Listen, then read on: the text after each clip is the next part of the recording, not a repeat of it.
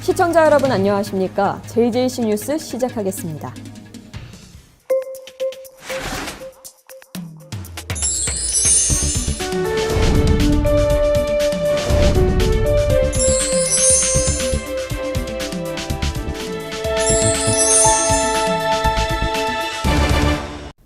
수도권 소식입니다.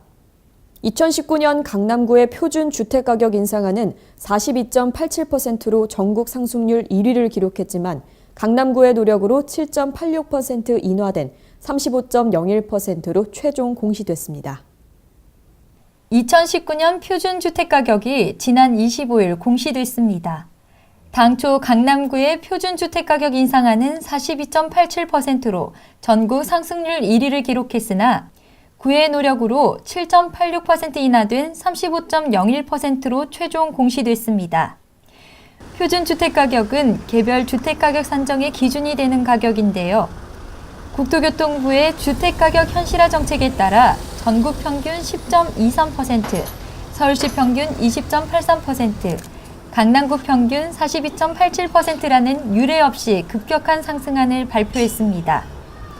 표준주택가격안 발표 후 짧은 기간 동안 다방면을 통한 강남구의 노력으로 표준주택가격 공시 후 상승률이 용산구 35.4%보다 낮은 35.01%로 확정이 되었고, 이는 서울시 전체의 2018년 표준주택 평균 상승률 7.92%에 해당하는 정도의 상승률 인하를 이끌어낸 것입니다.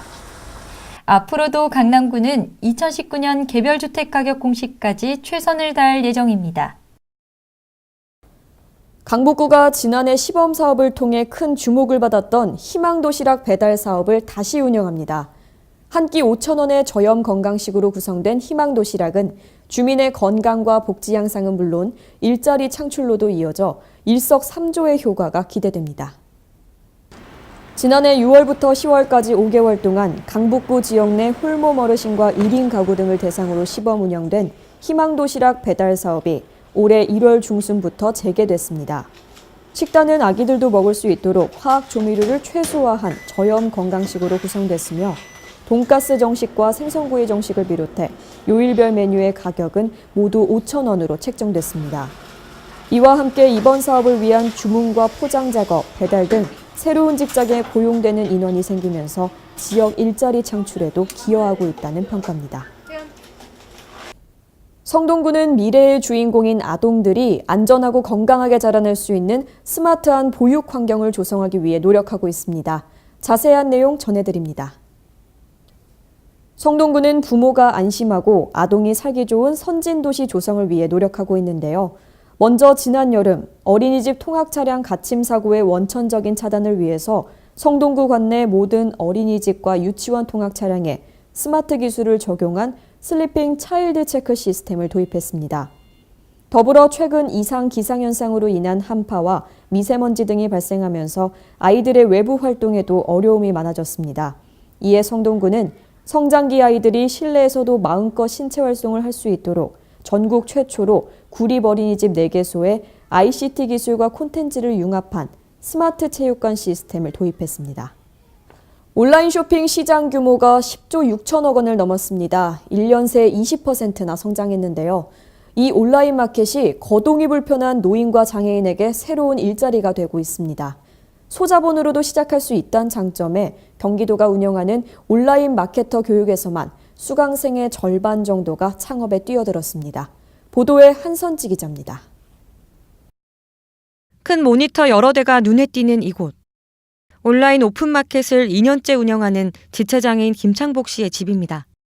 생활용품부터 가전제품까지 무려 13만 개가 넘는 물건을 온라인 쇼핑몰인 G마켓과 11번가 등에 판매하고 있습니다. 한 달 평균 매출은 1,000만 원. 몸이 따라주지 못해 빠듯했던 생활에 여유가 생겼습니다. 오픈마켓은 중간 도매 사이트에 올라온 상품을 쇼핑몰에 대신 올려주고 수수료를 받는 한마디로 제조업체와 소비자를 이어주는 온라인 장터입니다. 사무실 따로 없이 소자본으로 쉽게 시작할 수 있습니다. 중국 이주 여성인 최지윤 씨도 100만 원 남짓한 돈으로 마켓을 열었는데 7개월여 만에 한 달 수입 400만 원을 찍었습니다. 모두 경기도 온라인 마케터 교육을 통해 창업한 사람들. 지난 2017년부터 진행된 이 사업으로 전체 교육생 135명 가운데 절반 정도가 온라인 마케터가 됐습니다. 대부분 장애인과 고령층, 다문화 여성 등 정보 취약계층이었습니다. 경기도는 올해 지원 대상을 한부모 가정까지 확대하기로 했습니다. 단순 업무에 머물던 취약계층 취업문이 정보의 바닷속에서 더 넓어지고 있습니다.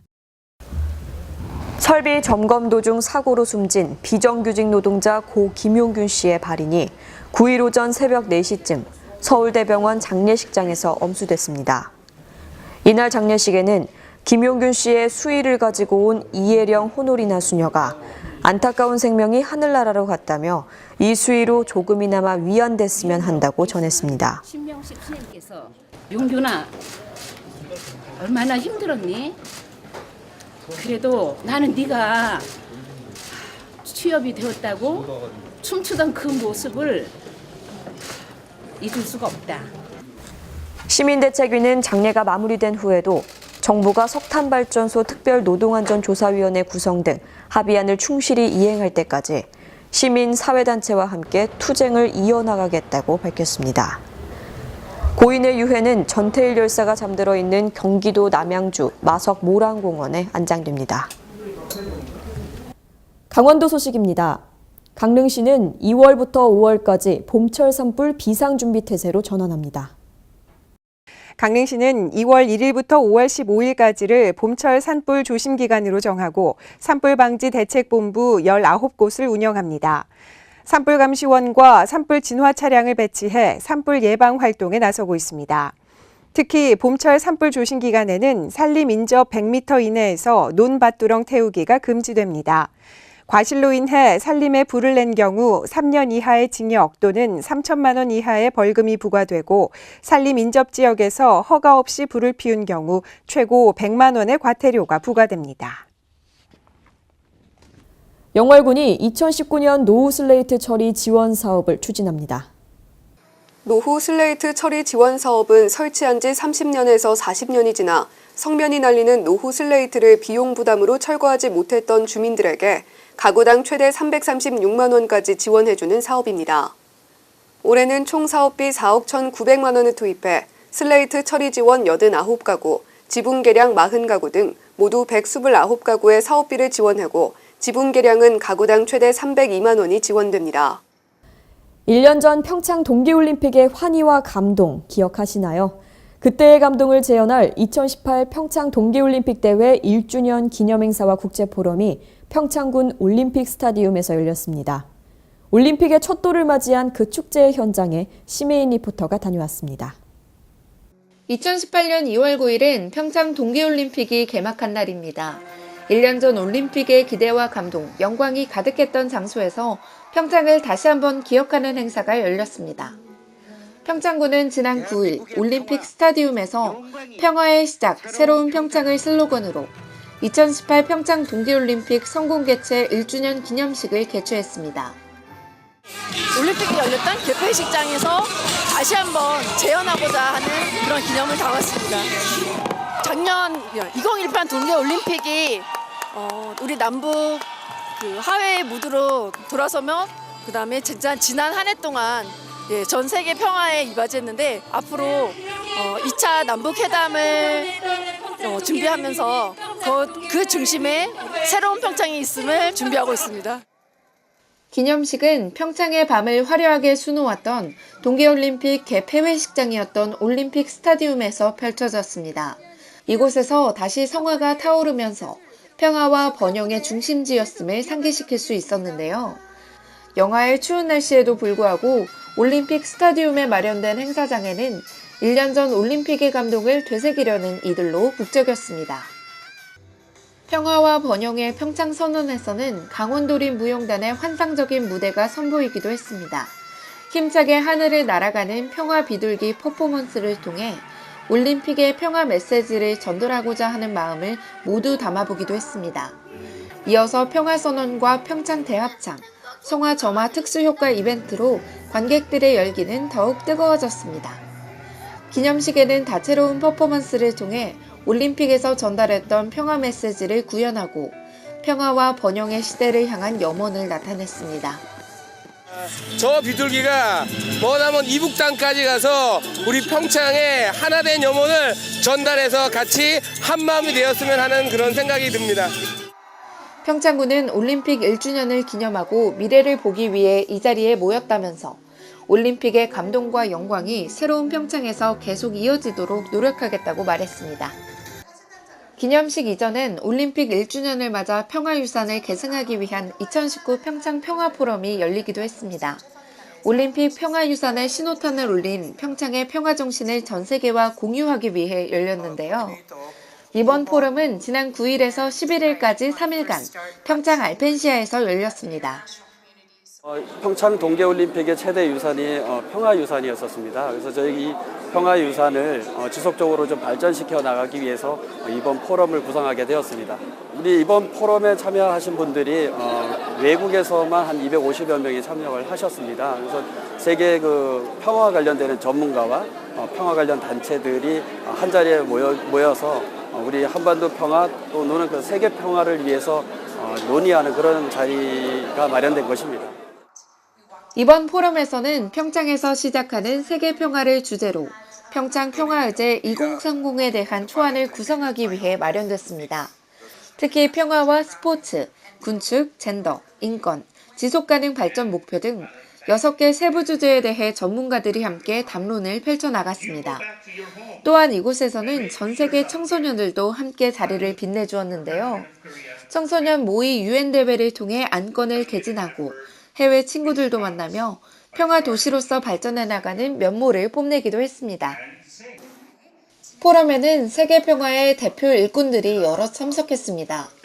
1983년 노동자 출신으로 최초 노벨 평화상을 받았던 폴란드 전 대통령, 1910년 노벨 평화상을 수상하며 가장 오랜 역사를 자랑하는 평화운동단체인 국제평화사무국 의장 등 전 세계 평화 전문가들이 함께 모여 평창의 평화 정신에 대해 함께 논의하기도 했습니다.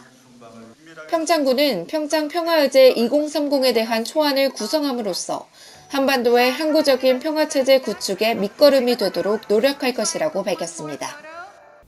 횡성군이 건강 취약계층을 대상으로 미세먼지 마스크를 보급하는 등 대책 마련에 나섰습니다. 자세한 내용을 김다은 리포터가 취재했습니다.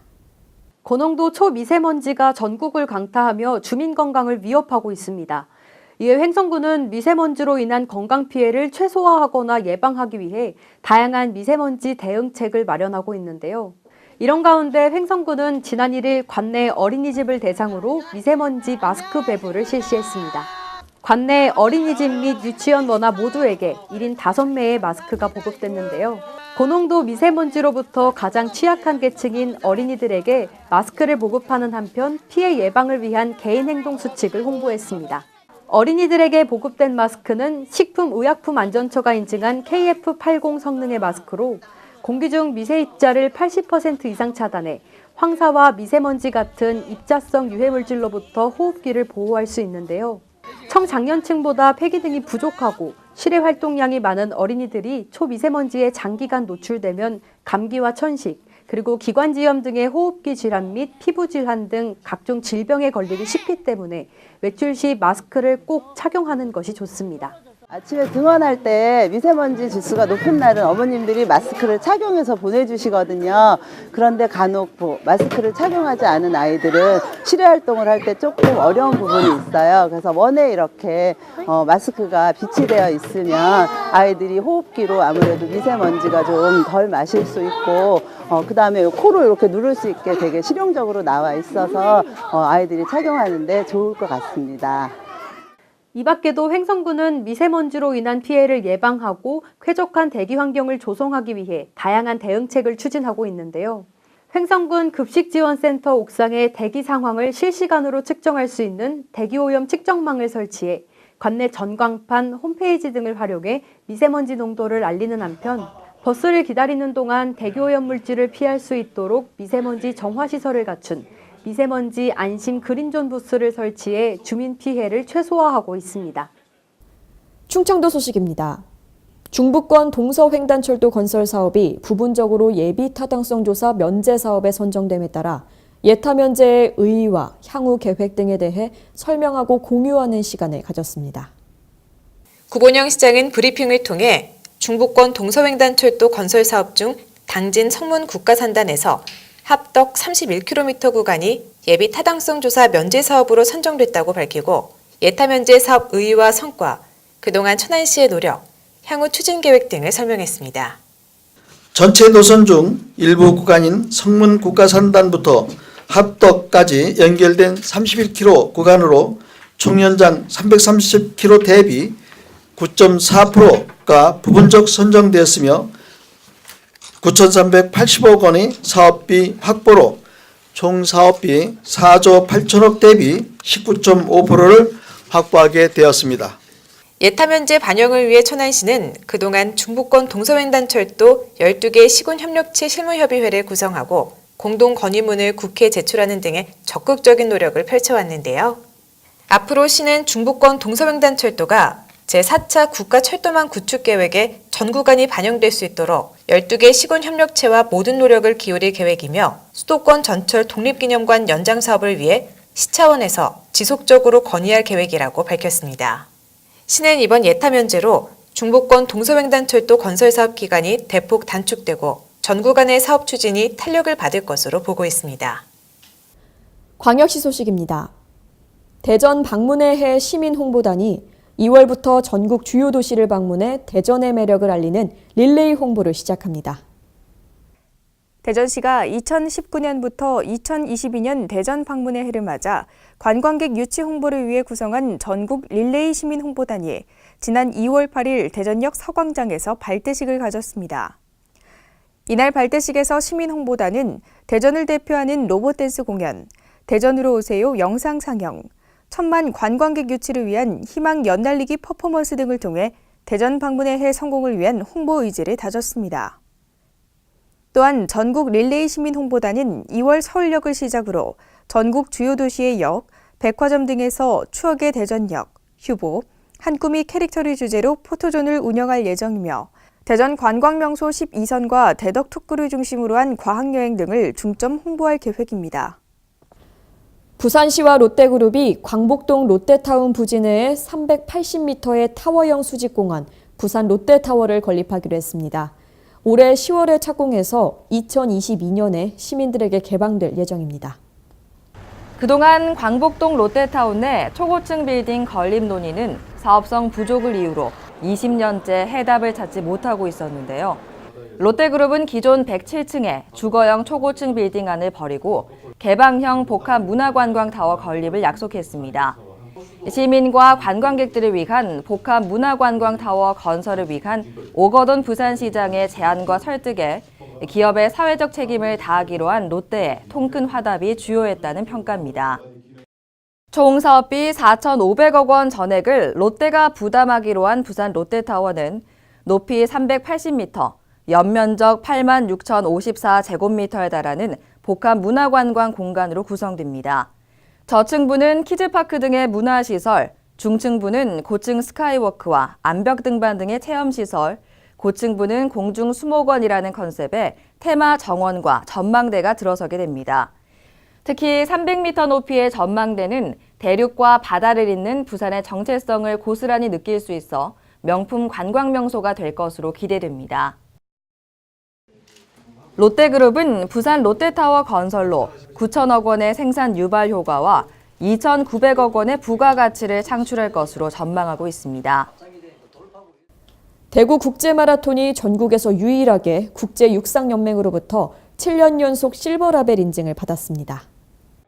국제육상연맹 IAAF는 매년 국제마라톤 대회 개최 결과에 대한 선수 기록과 국적, 미디어 서비스, 도핑 검사, 중계방송 등 15개 항목에 대한 종합평가를 실시하고 있습니다. 실버라벨은 4개국 이상 남녀 선수가 각 7명 이상 참가해야 하고 전국 채널의 국내 중계방송 실시와 IAAF가 요구하는 수준의 도핑 테스트를 실시하는 등 라벨 인정 규정을 충족해야 합니다. 대구 국제마라톤 대회는 2001년 마스터즈가 참가하는 하프 대회를 시작으로 2008년에 엘리트 부문으로 확대했고 2009년부터 IAAF 공인 국제마라톤 대회로 열리고 있습니다. 2013년 처음으로 인정을 받은 이래 올해까지 7년 연속 실버 라벨을 유지하면서 국제 육상 도시로서의 위상이 한층 더 높아졌습니다. 또 거리 응원과 공연, 마켓 스트리트 등 다양한 시민 참여 이벤트 진행과 함께 스포츠 축제로 발전했습니다. 2019년 대회 역시 실버라벨 대회로 오는 4월 7일 열리며 참가 신청은 코스별 마스터즈 하프 10km, 건강 달리기 3개 부문으로 나누어 오는 3월 15일까지 대구 국제 마라톤 홈페이지를 통해 접수합니다. 경상도 소식입니다. 동부 양산인 웅상 지역에 인구 10,000명 규모의 미니 신도시를 조성하는 사업이 순조롭게 추진되고 있습니다. 먼저 지난 15년 착공된 주진 흥등지구 도시개발 사업은 현재 공정률 21%를 보이고 있으며 내년 말 준공될 예정입니다. 또 소주지구 도시개발 사업은 2023년을 목표 년도로 행정 절차가 진행 중인데 오는 9일 소주동 행정복지센터에서 주민설명회가 열립니다. 양산시는 이들 사업이 완공되면 동부권 도시 발전을 가속화하는 촉매제가 될 수 있다고 보고 사업이 원활하게 추진될 수 있도록 행정 지원은 물론 관련 도시 기반 시설 확충에 힘쓰기로 했습니다. 포항시가 지역경제 침체 극복의 돌파구를 모색하고 있습니다. 포항시 경제살리기 범시민 대책본부를 출범하고 민관이 합동으로 경제위기 극복을 위한 의지를 다졌습니다. 포항시는 지난 31일 시청 대자몰에서 지역경제 부흥의 새로운 전기를 마련하고자 52만 포항시민의 경제살리기 추진 의지를 결집시켜 포항시 경제살리기 범시민 대책본부 출범식을 가졌습니다. 이날 출범식에는 범시민 대책본부 공동위원장인 이강덕 포항시장과 김재동 포항상공회의소 회장을 비롯하여 경제 관련 기관단체장, 각계각층을 대표하는 위원 및 시민 등 700여 명이 참석했습니다. 이강덕 포항시장은 국내외적 여건으로 어려워진 경제를 포항시의 노력만으로 성과를 내는 것은 한계가 있다며 포항시 경제살리기 범시민 대책본부 경제 주체들 간 소통과 협력을 바탕으로 포항시민이 다 함께 힘을 합쳐 지역경제가 다시 일어설 수 있는 계기를 만들자고 당부했습니다. 한편 경제살리기 범시민 대책본부는 민생안정과 지역경제에 활력을 불어넣어 시민들이 직접 체감할 수 있는 다양한 시책들을 포항시와 함께 마련하기로 했습니다. 시는 지역경제 상황이 호전될 때까지 포항시 경제살리기 범시민 대책본부를 지속적으로 운영하고 읍면동별 추진위원회를 구성 운영하여 경제살리기 범시민운동으로 승화한다는 방침입니다. 또 소비 촉진 등 경제 활성화 시책으로 기업 투자 활력을 회복시켜 일자리 창출로 이어지는 선순환 구조를 마련하는 데 총력을 다할 계획입니다. 중소벤처기업부 홍종학 장관이 여수 수산시장을 찾아 기업인 및 상인들과 현장 간담회를 가졌습니다. 이 자리에서 홍 장관은 중소기업과 전통시장의 애로사항을 청취하고 중기부의 올해 전통시장 지원사업 개편 방향과 제로페이에 대해서 설명했습니다. 더불어 상인들의 적극적인 협조도 당부했습니다. 또한 2019년에 달라지는 전통시장 사업을 안내하며 사업 신청 시 디자인 공모를 의무화해서 문화, 역사, 시장 특색을 반영한 지역명소 전통시장으로 육성할 것을 약속했습니다. 광주광역시와 임실군이 오염토양 정화 사업을 둘러싸고 갈등이 점점 심해지고 있습니다. 광주광역시는 토양환경보전법에 따라 임실군 소재의 오염토양 정화시설 사업장 설치를 허가하고 이에 관련 업체는 타 지역의 오염토양을 임실군으로 반입했습니다. 하지만 실제 오염토양 매몰지역으로 지정된 임실군과는 이러한 상황과는 전혀 논의되지 않고 일방적으로 오염물질 정화시설을 승인하고 있어 문제가 되고 있습니다. 특히 오염토양 정화시설로 지정된 임실군 신덕면은 군의 대표적 관광지인 옥정호 상류에 인접하고 정읍과 김제 등 3개 지자체에 식수를 공급하는 상수원이기에 더욱더 논란이 되고 있습니다. 이에 임실군 주민들은 11일 임실군민회관에 모여 대대적인 반대 시위를 벌였습니다. 하지만 임실군의 행령을 책임지고 있는 저로서는 이러한 업체의 불법 행위와 광주광역시정의 미온적인 태세에 대해 청정 임시를 보존하기 위한 강력한 조치를 취하기로 하였습니다. 이날 시위에 참여한 한 시민은 오염토양을 정화 처리하는 공장을 조성하면서 인근 주민들과 단 한 차례의 공청회도 없을 뿐 아니라 군과도 협의 없이 마구잡이로 일을 추진해 주민들의 공분을 사고 있다며 대부분 농사를 업을 삼고 있는 주민들에겐 생존권을 위협하는 처사라며 이를 막기 위해 투쟁에 나서겠다는 강한 의지를 보였습니다. 임실군 관계자는 공장 부지로 지정된 지역은 군에서도 중요한 지역인데 현지가 아닌 타 지자체장에게 토양 정화업 등록 권한을 위임한 처사는 매우 잘못된 행정이라며 관련 법 개정이 속히 필요하다는 입장을 전했습니다. 지금까지 전북에서 지방자치TV였습니다. 문화체육관광부 조사에 따르면 우리나라 국민들의 문화예술 행사 관람률이 매년 상승하고 있다고 합니다. 현재도 문화생활 계획 중이신 분들 많으실 것 같은데요. 다가오는 마지막 주 수요일 문화가 있는 날을 활용하시면 저렴하게 문화생활 즐기실 수 있습니다. JJC 뉴스 여기서 마치겠습니다. 시청해주신 여러분 고맙습니다.